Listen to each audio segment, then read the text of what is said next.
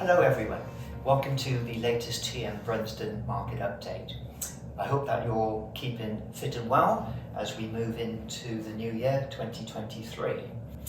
I'm pleased to have with me this morning, as normal, Mark Shields, Investment Director from Brooks Macdonald, who will be answering some of the major discussion points that we have from yourselves at this moment in time.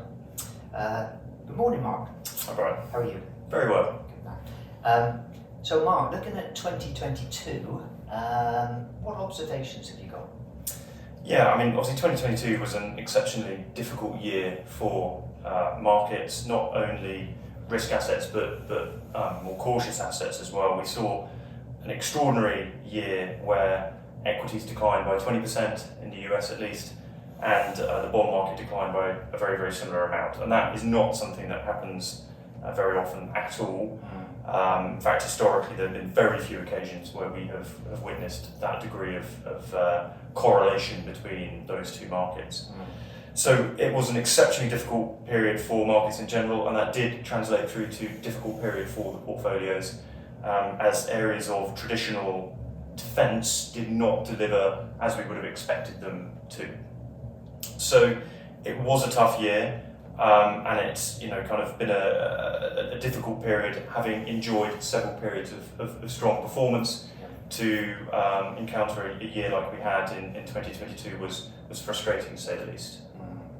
Okay, so looking ahead, 2023 and beyond, what thoughts have you got? Yeah, so there are some good reasons to be reasonably optimistic about the prospects for both bonds and equities from here. Some of the fundamentals are looking very compelling. If you extrapolate out valuations of equity markets where we are at the moment, then usually we see annualized returns of around about 6 or 7%. Typically when you have an inflationary environment such as what we have now, with inflation falling from a high, then usually markets outperform inflation as well. So again, you're looking at sort of 6-7% annualized returns. So some of the fundamentals are looking very, very compelling. And I think based on that, if you're willing to take a longer term view, 3, 4, 5 year time horizon, now is probably not a bad time to be investing into the market if you have cash or the facilities to do so.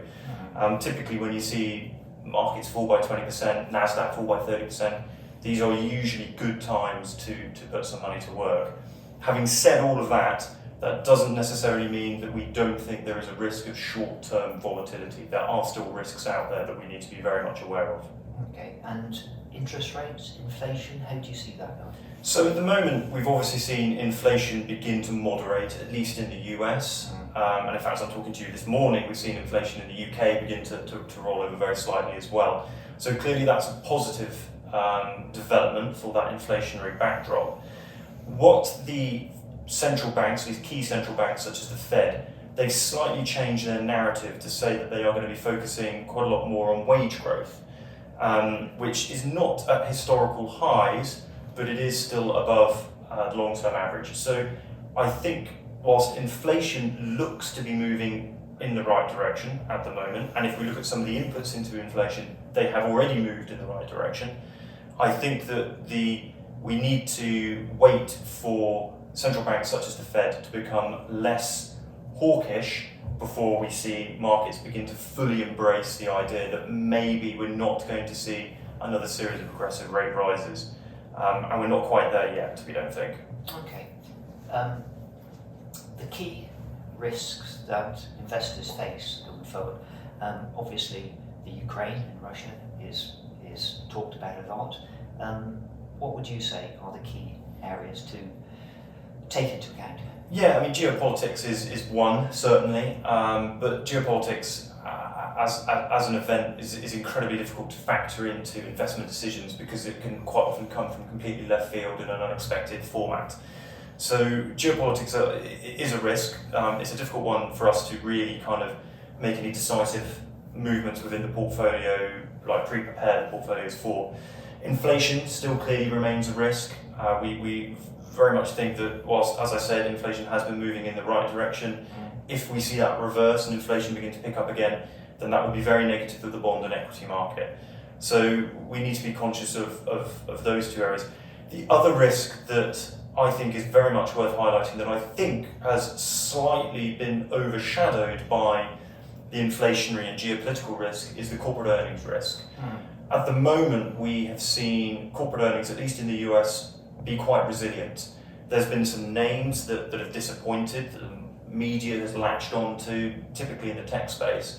But actually, the majority of blue chip companies in the US over 2022 have delivered pretty reasonable earnings results. 70% exceed EPS expectations as of their Q3 results 2022. We're just going into the latest earnings season.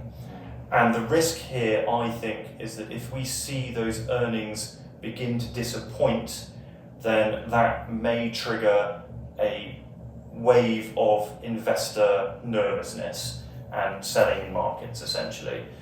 We haven't seen that yet. As I said, we're at the start of the latest earnings season, and we may not see it at all. We may not see it until later on in this year. I don't know. But the point being that the economic shock that we have encountered, that we have endured, has maybe not yet fed through to the consumer and to the end corporates.